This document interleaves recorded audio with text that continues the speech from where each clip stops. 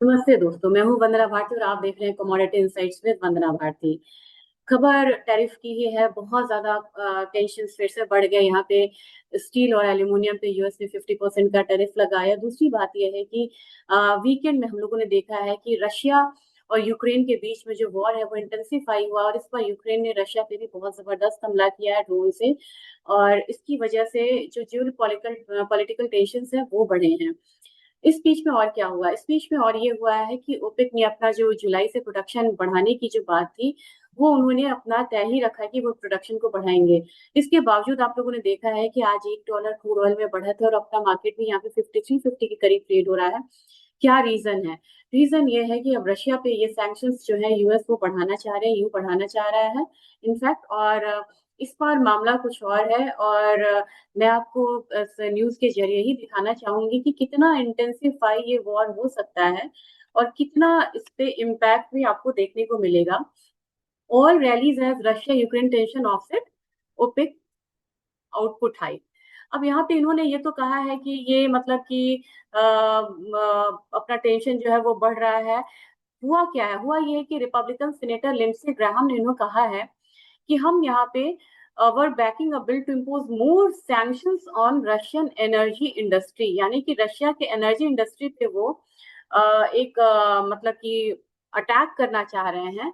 और ये बहुत इंपॉर्टेंट न्यूज है। Such a move stands to severely crimp global oil supplies given that China and India are major buyer of Russian oil and will have to look to other sources for oil potentially at higher prices। अब ये क्यों कर रहे हैं? ये कह रहे हैं कि चाइना और इंडिया जो खरीद रहा है ये उसे वहां से हटाना चाह रहे हैं रशियन ऑयल।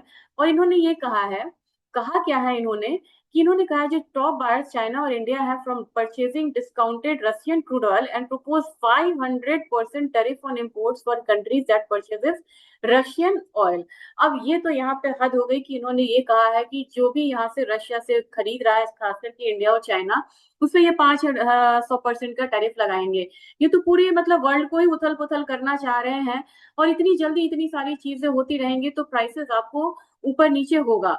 तो वैसे कंडीशन में सबसे बड़ी बात है कि सोना आपको बहुत ज्यादा नहीं गिरेगा। बहुत ज्यादा रीजन टेक्निकल फॉर्मेशन सब कुछ होता है लेकिन बहुत ज्यादा सोना नहीं गिरेगा। 3319 के करीब यहाँ पे आ रहा है स्पॉट गोल्ड यूएस का। और ये मुझे लग रहा है कि अपसाइड जाता है तो 3365 तक आएगा। नीचे की तरफ वही 3300 का हमारा सपोर्ट रहेगा।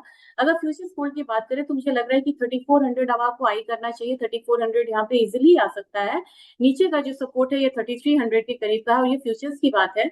सिल्वर की बात की जाए तो 33.23 पे अटका हुआ है। अब ये यहाँ पे सोने में ज्यादा मुझे तेजी लगने लगी इसलिए क्योंकि ये जो वीकेंड में इतनी सारी चीजें हुई। और कभी भी स्टिक होके नहीं रहिएगा कि मैंने डाउन बोल दिया तो डाउन ही रहेगा। जिस तरीके से इवेंट्स बदलते हैं वैसे वैसे प्राइस मूवमेंट भी यहाँ पे बदलता है। तो चांदी अभी भी $33.83 इसका रेजिस्टेंस है। नीचे की तरफ $32.5 का एक सपोर्ट है।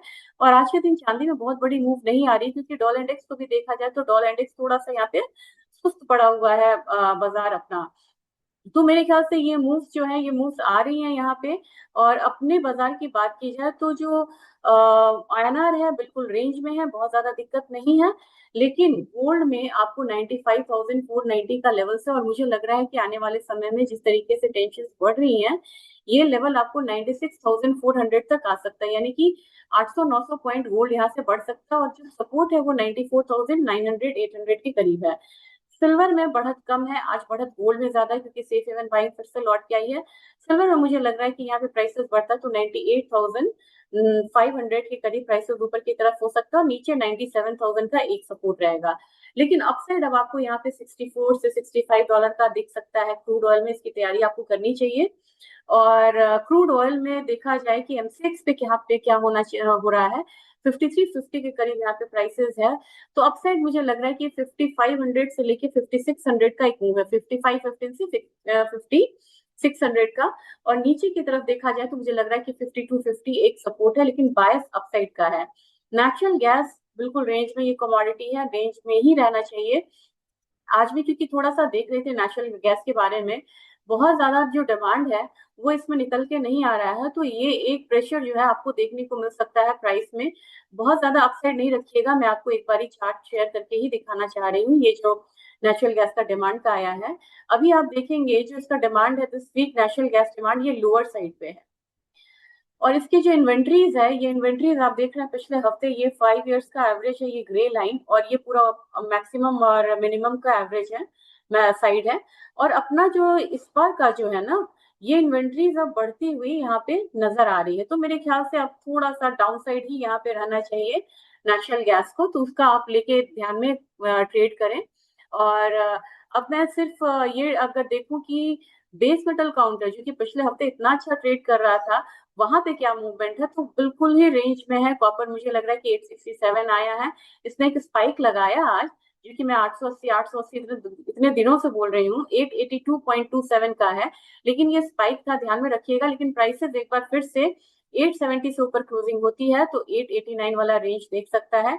और आज मुझे आपको एल्यूमिनियम पे अपडेट देना है। एल्यूमिनियम में प्राइसेस डाउनसाइड की तरफ रहेगा। आप कहेंगे कि एल्यूमिनियम में क्रूड ऑयल अप होता है, तो आप बोलते हो कि क्रूड ऑयल एल्यूमिनियम अप होना चाहिए, यहाँ तो कॉपर भी अप है, क्रूड ऑयल भी अप है, तो एल्यूमिनियम टू डाउन रहेगा। मैं वो चार्ट आपसे शेयर करना करूंगी। जब भी यहाँ पे टैरिफ लगा है यूएस की तरफ से, तो जब 19-20 में भी जब टैरिफ लगा था, तो एल्यूमिनियम प्राइसेस नीचे गया था। अब उस समय टैरिफ सिर्फ 10% का था, अब ये टैरिफ जो है 50% का इन्होंने कर दिया। तो जैसे ही 50% यहाँ पे होगा, एकदम से डिमांड में डाउन साइड आता है, तो मेरे ख्याल से भी एल्यूमिनियम नीचे जा सकता है 233 से लेके 230 वाले जोन में, इसको ध्यान में रखेंगे। और जिंक मुझे लग रहा है कि एक रेंज में रहेगा, तो जिंक रेंज में रहेगा तो 255 ऊपर तक देख सकता है, नीचे 250 वाला जोन है। रही बात अब एग्री कमोडिटीज की, एग्री कमोडिटीज में इस बार दबाव है, एमएसपी बढ़ा, लेकिन स्पाइसेस वगैरह तो उसका खास इम्पैक्ट नहीं आता है। जीरा आपको 20,500 के करीब आ सकता है डाउन साइड में। अब वो यहाँ पे टर्मरिक भी एक डाउन साइड ले रहा है और 13,850 के करीब आ सकता है। धनिया मुझे लग रहा है कि काफी कंसोलिडेशन के बाद रेंज ब्रेक किया, रेंज ब्रेक डाउन साइड का किया है, तो नीचे 6930 तक आप उम्मीद लेके चल सकते हैं कि एक बार डाउन साइड आएगा। कैस्टर प्राइसेस भी नीचे की तरफ ही आ रहा है, तो मेरे ख्याल से यहाँ पे 6315 का लेवल आ सकता है। ग्वारसीड ग्वारगम दोनों में ही यहाँ पे दिक्कत इसलिए है क्योंकि यहाँ पे रिग काउंट फिर से घटा है। यानी कि जितना भी ट्रम्प बोल रहे हैं कि वो बढ़ाएंगे बढ़ाएंगे यहाँ पे प्रोडक्शन बढ़ाएंगे, लेकिन जिस तरीके से प्राइस नीचे की तरफ आया है, यूएस के प्रोड्यूसर बहुत ज्यादा कीन नहीं है कि वो यहाँ पे बहुत ज्यादा प्राइसेस को बढ़ाएं। तो चाइना का मार्केट आज क्लोज है, तो वहां से आपको बहुत ज्यादा मूवमेंट बेस मेटल में नहीं रहेगा, इस बात का आप ध्यान में रखिएगा। और बाकी अगर इकोनॉमिक इंडिकेटर्स को हम देखें, तो मेरे ख्याल से आप पीएमआई है, पीएमआई डेटा थोड़ा इंप्रूव हो के आने की उम्मीद है। मैन्युफैक्चरिंग पीएमआई मई का है, ये थोड़ा सा इंप्रूव होगा लेकिन 50 से नीचे है। और आईएसएम मैन्युफैक्चरिंग प्राइसेस ऊपर की तरफ है, तो ओवरऑल डेटा यहाँ पे पॉजिटिव है। लेकिन चाइना आज क्लोज है, इस बात का ध्यान में रखिएगा। तो ये वीडियो ज्यादा से ज्यादा शेयर करिएगा और ज्यादा से ज्यादा क्वेरी करिए, मैं रिप्लाई दूंगी। और एक बात ध्यान में रखिएगा कि सोने में तेजी आज चांदी से ज्यादा है, और वैसे ही ट्रेड करें तो आपको अकॉर्डिंगली फायदा हो सकता है। Thank you.